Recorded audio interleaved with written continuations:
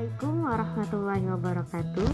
Saya Nuri Fata Arahim dari jurusan Tadris Fisika, Fakultas Tarbiyah dan Keguruan, UIN Antasari, Banjarmasin. Di sini saya ingin menjelaskan secara singkat penerapan dari hukum Coulomb. Jadi hukum Coulomb itu adalah dua partikel yang memiliki muatan dan terpisahkan oleh jarak, sehingga menimbulkan sebuah gaya tarik-menarik atau tolak-menolak. Itu tergantung pada jenis muatannya. Jika jenis muatannya berbeda, maka akan timbul sebuah gaya, yaitu tarik-menarik. Namun, jika jenis muatannya sama, maka akan terjadi gaya tolak-menolak. Besar gaya tolak-menolak atau tarik-menarik itu sebanding dengan besar muatan tersebut. Dan gaya dari hukum Coulomb sendiri bisa dilihat di sini. Sedangkan persamaan dari hukum Coulomb bisa kita lihat di sini. Nah, jadi penerapan hukum Coulomb sebenarnya ada di kehidupan kita sehari-hari. Cuman jarang kita sadari hal itu. Jadi di sini saya ingin menjelaskan beberapa contoh penerapan dalam hukum Coulomb di kehidupan kita sehari-hari. Yang pertama adalah generator Van de Graaff. Generator ini biasanya berada di laboratorium penelitian dan digunakan sebagai mesin pembangkit listrik. Adapun cara kerja dari generator Van de Graaff ini adalah sebuah pita karet yang permukaannya cukup lebar dan tidak berujung pangkal, diputar oleh sebuah motor sehingga bergesekan dengan silinder logam A dan B. Muatan listrik pada pita karet yang dihasilkan oleh gesekan tersebut mengalir melalui ujung runcing C ke kepala generator yang dibuat dari plat logam tipis berbentuk kulit bola D. Gambar penjelasannya ada di bawah sini. Akibat adanya gaya tolak-menolak di antara muatan yang sejenis, maka muatan-muatan tersebut akan tersebar merata di permukaan kulit bola bagian luar. Kerapatan muatan di permukaan bola akan terus bertambah selama gelang karet terus berputar. Jadi, penerapan hukum Coulomb dalam alat ini adalah saat muatan listrik dan pita karet saling bergesekan sehingga menghasilkan gaya tolak-menolak antar muatan yang sejenis. Contoh yang kedua adalah elektroskop. Alat ini adalah alat pendeteksi ada tidaknya muatan listrik pada sebuah benda. Ilustrasi kerja dari elektroskop yang awalnya netral adalah jika elektroskop netral ini didekati oleh benda bermuatan negatif, maka muatan negatif dari benda akan tolak-menolak dengan muatan negatif pada kepala elektroskop, sehingga muatan negatif di kepala elektroskop bergerak menjauh ke bawah atau ke daun-daun kaki.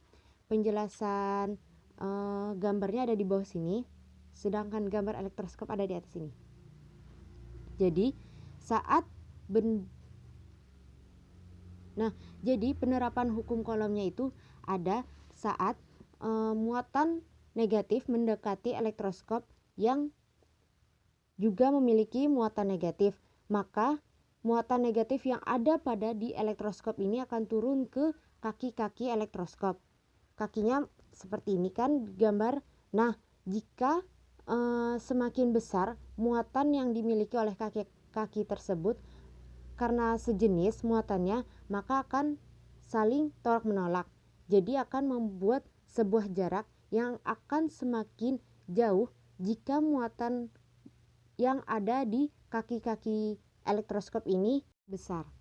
Nah, yang kedua adalah jika benda elektroskop ini awalnya sudah tidak netral, kita misalkan negatif, maka jika benda yang bermuatan negatif mendekati elektroskop, maka muatan-muatan negatif yang ada pada elektroskop ini akan bergerak ke bawah atau ke kaki-kaki daun, sama seperti halnya yang sebelumnya sudah saya jelaskan. Nah, namun jika benda yang bermuatan positif mendekati elektroskop ini, maka muatan-muatan negatif yang ada di kaki-kaki daun elektroskop akan naik ke atas, ke bagian elektroskop atas. Nah, contoh yang ketiga adalah filter elektrostatik.